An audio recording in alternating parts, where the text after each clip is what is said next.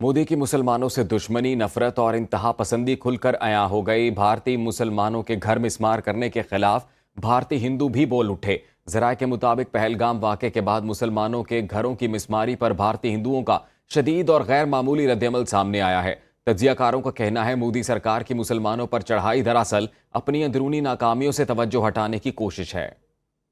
पाकिस्तान का अहम इकदाम, बिटकॉइन माइनिंग और एआई डेटा सेंटर्स के लिए 2000 मेगावाट बिजली मुख्तस कर दी। वजारत खजाना के मुताबिक ये इकदाम कौमी डिजिटल इंफ्रास्ट्रक्चर मंसूबे का पहला मरहला है। इजाफी बिजली बिटकॉइन माइनिंग और जदीद टेक्नोलॉजी के लिए इस्तेमाल की जाएगी।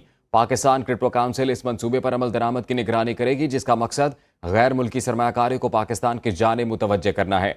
मुआशी माहिरीन का कहना है बिटकॉइन माइनिंग और एआई टेक्नोलॉजी से कौमी सलामती में नई जहतें शामिल होंगी। जदीद डिजिटल मंसूबे मुल्क की इस्तेदाद को मजीद मजबूत बना सकते हैं, जबकि डिजिटल इंफ्रास्ट्रक्चर मुल्क की खुद मुख्तारी को तकवीयत देगा। सदर मुमलिकत आसिफ जरदारी से गवर्नर पंजाब सरदार सलीम हैदर की क़यादत में पीपल्स पार्टी अटक की तंजीम और टिकट होल्डर्स की गवर्नर हाउस में मुलाकात। सदर मुमलिकत आसिफ जरदारी ने कहा, पाकिस्तान है तो तमाम सियासी जमातें हैं। पाक भारत कशीदगी में पीपल्स पार्टी समेत तमाम सियासी जमातें अपनी अफवाज के शाना बशाना खड़ी हुई और भारत को मुंह की खाना पड़ी। इसी से मुतल्लिक मजीद जानते हैं नुमाइंदा सुनो न्यूज़ इमरान भट्टी से। इमरान, बताइएगा इस अहम मुलाकात से मुतल्लिक।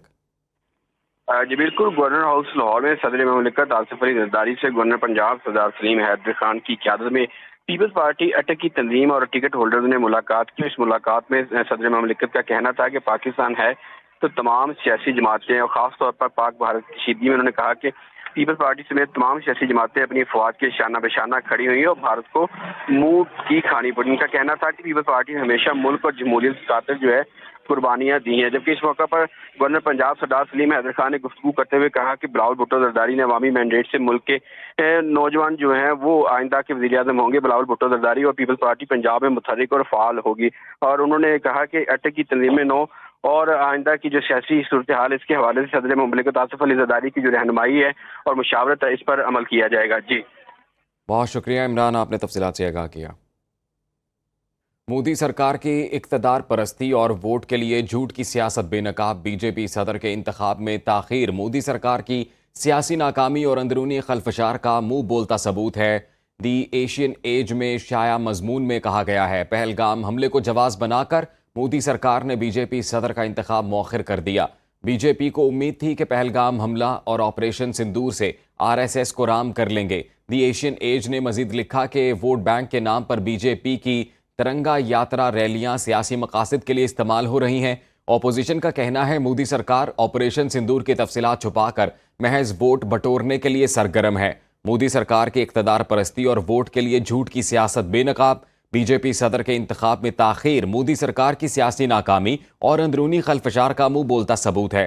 दी एशियन एज में शाया मजमून में कहा गया है, पहलगाम हमले को जवाज़ बनाकर मोदी सरकार ने बीजेपी सदर का इंतखाब मौखिर कर दिया। बीजेपी को उम्मीद थी कि पहलगाम हमला और ऑपरेशन सिंदूर से आरएसएस को राम कर लेंगे। दी एशियन एज ने मजीद लिखा कि वोट बैंक के नाम पर बीजेपी की तिरंगा यात्रा रैलियां सियासी मकासद के लिए इस्तेमाल हो रही हैं। ऑपोजिशन का कहना है मोदी सरकार ऑपरेशन सिंदूर की तफसीलात छुपाकर महज वोट बटोरने के लिए सरगर्म है।